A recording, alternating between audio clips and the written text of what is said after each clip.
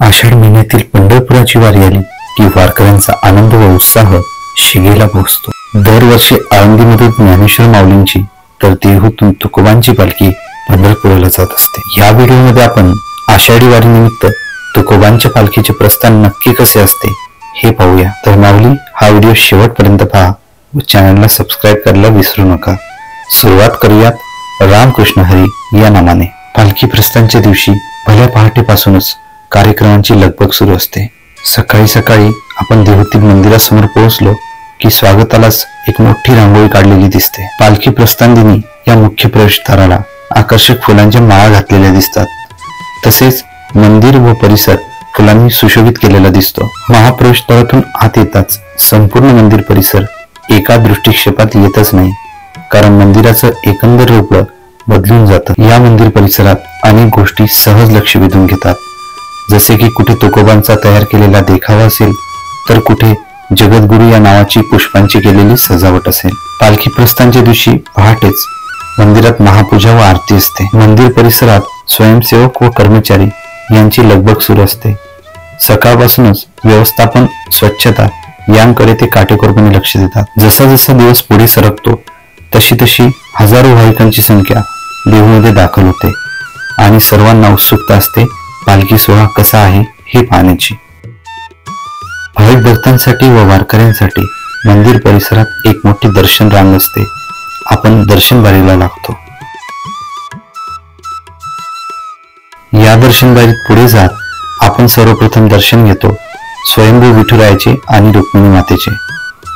विठुरायाच्या मंदिरासमोरच तुकोबांच्या पादुका असलेली पालखी असते. आपण पालखी समोर नतमस्तक होतो. तुकोबांची पालखी पाहून झाल्यावर शेजारी दिसते प्रभू श्रीरामाचे मोठे मंदिर. प्रभू श्रीरामाच्या या मंदिरात राम, लक्ष्मण आणि सीतेची आकर्षक मूर्ती आहे. हे दर्शन आटपून झाले की या मंदिरामागेच हरेश्वराचे शिवलिंग आहे. हरेश्वरापासून थोडं पुढे आलं की आपल्याला दिसतं जगप्रसिद्ध शिळा मंदिर. या शिळा मंदिरामध्ये 30 शिळा ठेवण्यात आली आहे, ज्या शिळेवर तुकोबा 13 दिवस अनुष्ठानासाठी बसले होते. शिळा मंदिरापासून पुढे चालत आलं की शिळा मंदिराच्या आणि मुख्य देवळाच्या समोरच इतरही काही देवतांची मंदिरे आहेत, जसे की तिथे गरुड मंदिर आहे आणि गरुड मंदिराच्या शेजारीच हनुमंतरायाचे मंदिर आहे.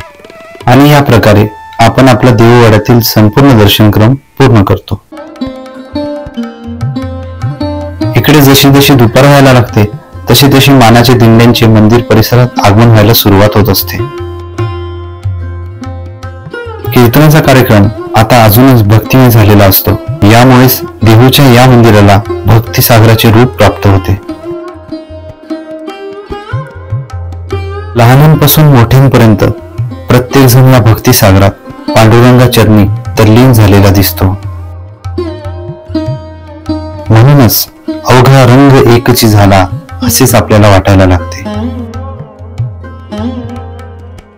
ज्ञानोबा, माऊली, तुकाराम, रामकृष्ण हरी अशा जयघोषामध्ये आता वारकरी माऊली खेळायला लागतात.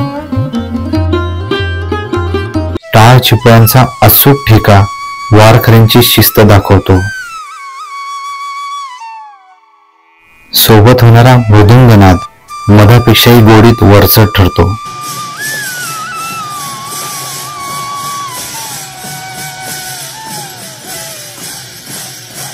हरिनामाचा जयघोष तर उत्साह वाढवणारा व आनंद देणारा असतो.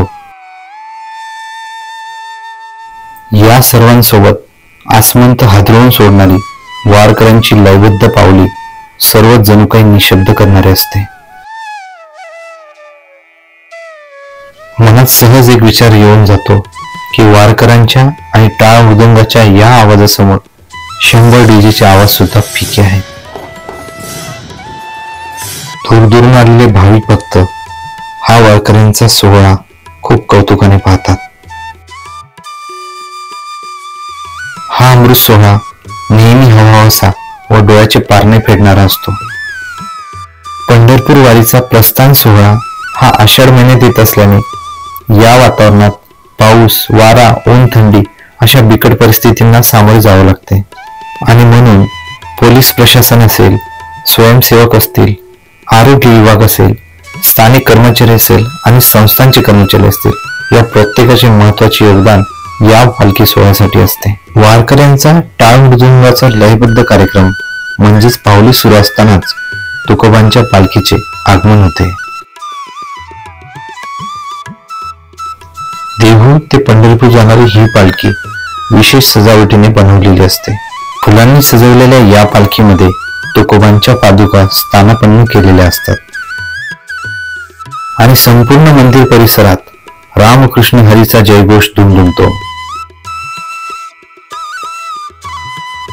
तुकोबांची पालखी वारकरी व भाविक भक्तांच्या साक्षीने मंदिर परिसरात संपूर्णतः फिरवली जाते. मंदिराची प्रदक्षिणा पूर्ण केली जाते. देववाड्यातील प्रदक्षिणा पूर्ण झाली की पालखी महाद्वारातून मंदिराबाहेर आणण्यात येते. पालखीसोबत वारकरी व भाविक भक्तांचा समुदाय चालायला लागतो. देववाड्याबाहेर तुकोबांची पालखी आणण्यात आली म्हणजेच तुकोबांच्या पालखीचे प्रस्थान झाले असे आपण म्हणू शकतो.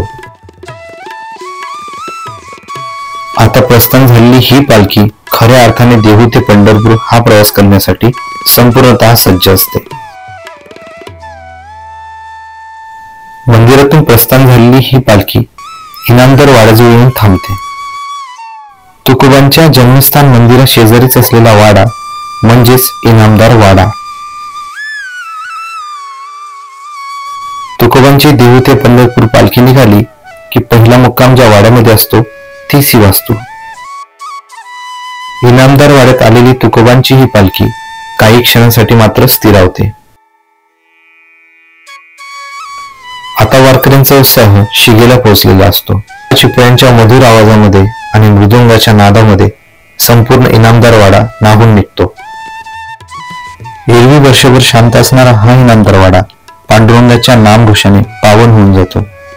मोठ्या भक्तिभावाने व प्रेमाने लढिवापणे पांडुरंगाचं नाव घेत खूप आदराने तुकोबांच्या पालखीतील पादुका येथे स्थानापन्न केल्या जातात.